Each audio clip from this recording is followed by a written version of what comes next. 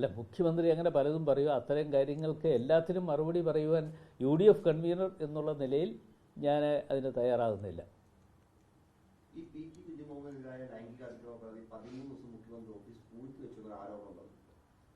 അത് ആരോപണമല്ല, സത്യാവസ്ഥയല്ലേ. പിന്നെ കുഞ്ഞു മുഹമ്മദ് അല്ലേ, എൻ്റെ കൂടെ നിയമസഭയിൽ ഉണ്ടായിരുന്ന വ്യക്തിയാണ്. അദ്ദേഹത്തെ സംബന്ധിച്ചിടത്തോളം ഒരു ആക്ഷേപം വന്നു. ഞങ്ങളാരും ഉയർത്തിയ ആക്ഷേപമല്ല. ആ ആക്ഷേപത്തിന് മറുപടി പറയുവാൻ അല്ലെങ്കിൽ അതിനെതിരെ കേസെടുക്കുവാൻ, മൊഴിയെടുക്കുവാൻ ഈ മുഖ്യമന്ത്രി തയ്യാറായിട്ടില്ല എന്നുള്ളത് നിങ്ങൾക്കെല്ലാവർക്കും അറിയാം.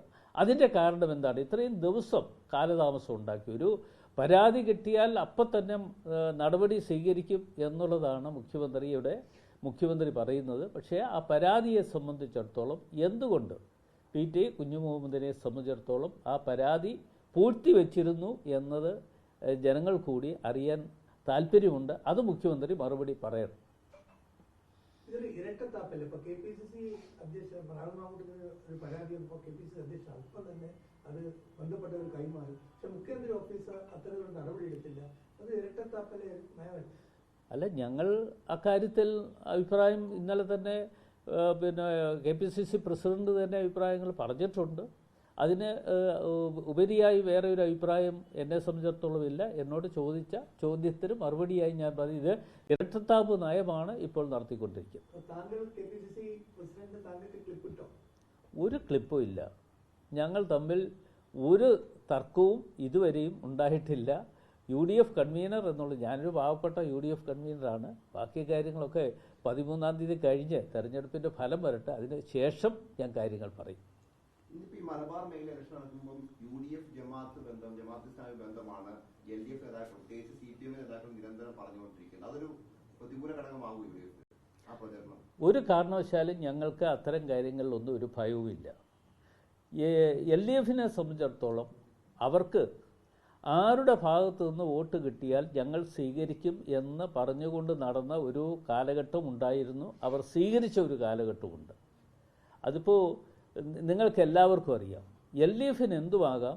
UDFനെ സംബന്ധിച്ചിടത്തോളം ഞങ്ങൾക്ക് കിട്ടുന്ന വോട്ടുകൾക്ക് എതിരെ പ്രചരണം കൊടുക്കാൻ ഇവർ തയ്യാറാകുന്നു എന്നുള്ളതാണ് സത്യാവസ്ഥ.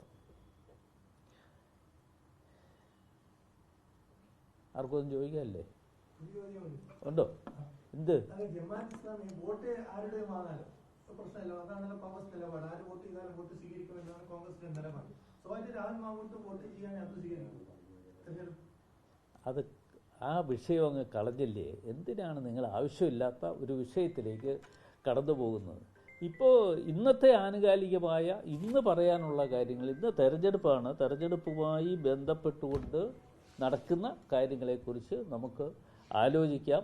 ഇന്ന് കേരളത്തിലെ ജനങ്ങൾ ചർച്ച ചെയ്യപ്പെടുന്ന ഏറ്റവും പ്രധാനപ്പെട്ട വിഷയമാണ് ഞാൻ നേരത്തെ സൂചിപ്പിച്ചത്.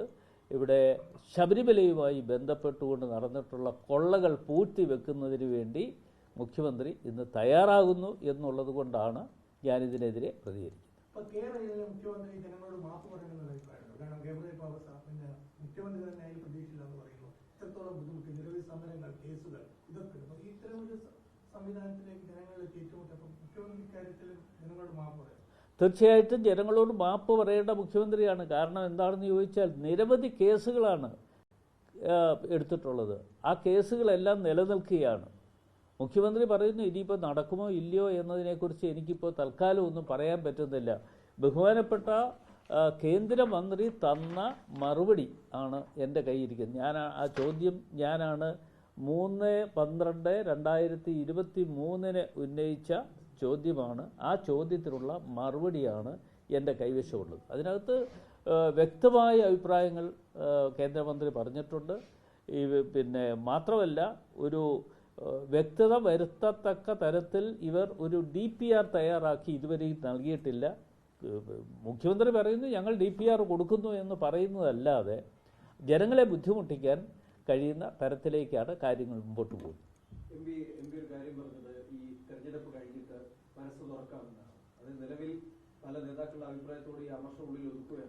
എനിക്ക് അങ്ങനെയൊന്നുമില്ല. ഞങ്ങളുടെ പ്രധാനപ്പെട്ട നേതാക്കന്മാരല്ലേ, അവർ അഭിപ്രായങ്ങളൊക്കെ പറയട്ടെ. അവർക്ക് പറയാനുള്ള സ്വാതന്ത്ര്യം ഉണ്ടല്ലോ.